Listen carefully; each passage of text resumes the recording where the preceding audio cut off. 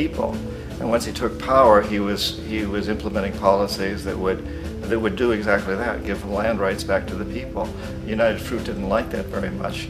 And so they hired a public relations firm, launched a huge campaign in the United States to convince the United States people, the citizens of the United States, and the press of the United States, and the Congress of the United States, that Arbenz was a Soviet puppet, and that if we allowed him to stay in power, the Soviets would have a foothold in this hemisphere. And that, at that point in time, was a huge fear on everybody's mind, the Red Terror, the Communist Terror.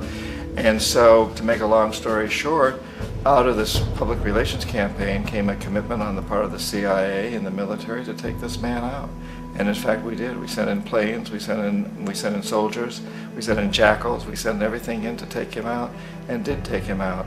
And as soon as he was removed from office, the new guy that took over after him basically reinstated everything to the big international corporations, including United Fruit.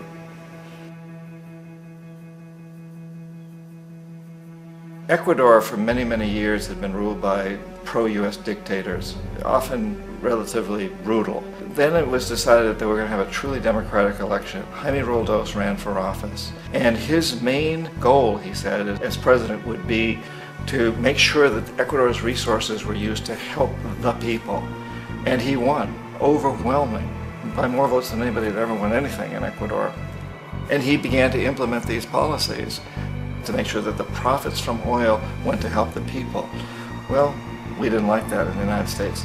I was sent down as one of several economic hitmen to change Roldos, to corrupt him, to bring him around, to let him know, okay, you can get very rich, you and your family, if you play our game, but if you continue to try to keep these policies you've promised, you're going to go.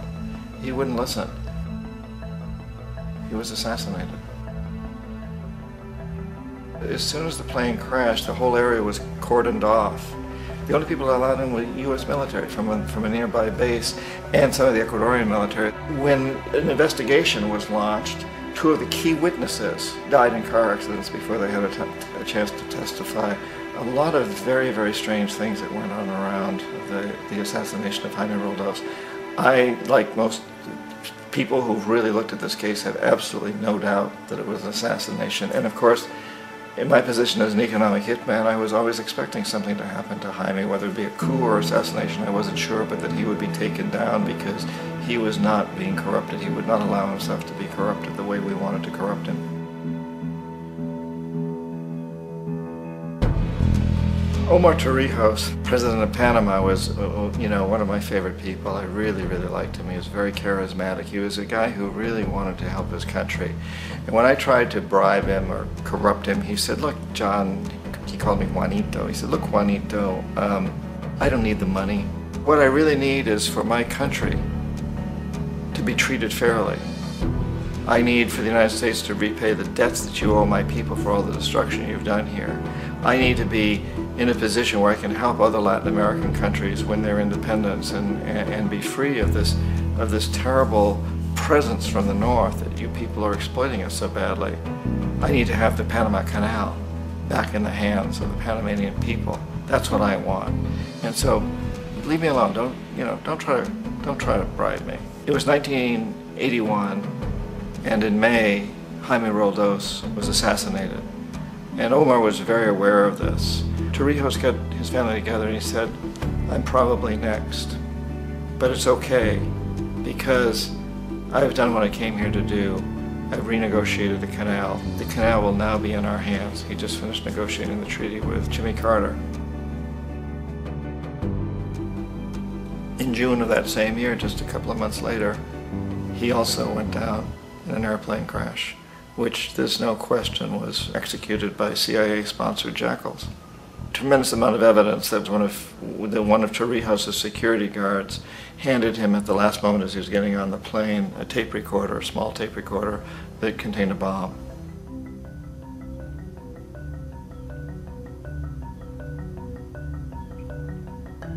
It is interesting to me how this system has continued pretty much the same way for years and years and years, except the economic hitmen have got better and better and better. Then we come up with, very recently, what happened in Venezuela. In 1998, Hugo Chavez gets elected president, following a long line of presidents who had been very corrupt and basically destroyed the economy of the country. And Chavez was elected amidst all that. Chavez stood up to the United States, and he's done it primarily demanding that Venezuelan oil be used to help the Venezuelan people. Well, we didn't like that in the United States. So in 2002, a coup was staged, which there's no question in my mind, and most other people's minds, that the CIA was behind that coup.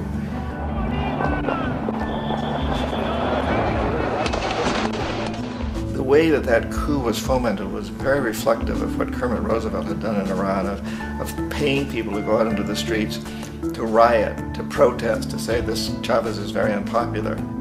You know, if you can get a few thousand people to do that, television can make it look like it's the whole country, and things start to mushroom.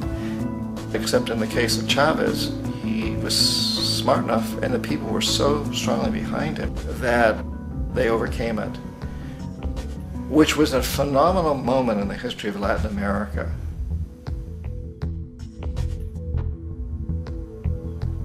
Iraq actually is a perfect example of the way the whole system works. So we economic hitmen are the first line of defense. We go in and we try to corrupt governments and get them to accept these huge loans, which we then use as leverage to basically own them. If we fail, as I failed in Panama with Omar Torrijos and in Ecuador with Jaime Roldos, men who refuse to be corrupted, then the second line of defense is we send in the jackals. And the jackals either overthrow governments or they assassinate. And once that happens and a new government comes in, and boy, it's going to toe the line, because the new president knows what will happen if he doesn't. In the case of Iraq, both of those things failed. Economic hitmen were not able to get through to Saddam Hussein. We tried very hard. We tried to get him to accept a deal very similar to what the House of Saud had accepted in Saudi Arabia, but he wouldn't accept it. And so the jackals went in to take him out. They couldn't do it. His security was very good. After all, he had one time worked for the CIA. He'd been hired to assassinate a former president of Iraq and failed, but he knew the system. So in '91, we send in the troops and we take out the Iraqi military. So we assume at that point that Saddam Hussein is going to come around. We could have taken him out, of course, at that time, but we didn't want to. He's the kind of strong man we like. He controls his people. We thought he could control the Kurds and keep the Iranians in their border and keep pumping oil for us. And that once we took out his military, now he's going to come around. So the economic hitmen go back in the 90s without success. If they'd had success, he'd still be running the country. We'd be selling him all the fighter jets he wants and everything else he wants. But they couldn't. They didn't have success. The jackals couldn't take him out again. So we sent the military in once again, and this time we did the complete job and took him out, and in the process created for ourselves some very, very lucrative construction deals. We had to reconstruct a country that we'd essentially destroyed, which is a pretty good deal if you own construction companies, big ones. So, you know, Iraq shows the three stages. The economic hitmen failed there, the jackals failed there, and as a final measure, the military goes in. And in that way, we've really created an empire, but we've done it very, very subtly. It's clandestine. All the empires of the past were built on the military, and everybody knew they were building them. So that the British knew they were building them, the French, the Germans, the Romans, the Greeks, and they were proud of it. And they always had some excuse, like spreading civilization, spreading some religion, something like that. But they knew they were doing it. We don't. The majority of the people in the United States have no idea that we're living off the benefits of a clandestine empire, that today there's more slavery in the world than ever before. And then you have to ask yourself, well, if it's an empire, then who's the emperor? Obviously, our presidents of the United States are not emperors. An emperor is someone who's not elected, doesn't serve a limited term, and doesn't report to anyone, essentially. So you can't classify our presidents that way. But we do have what I consider to be the equivalent of the emperor, and it's what I call the corporatocracy. The corporatocracy is this group of individuals who run our biggest corporations, and they really act as the emperor of this empire. They control our media, either through direct ownership or advertising.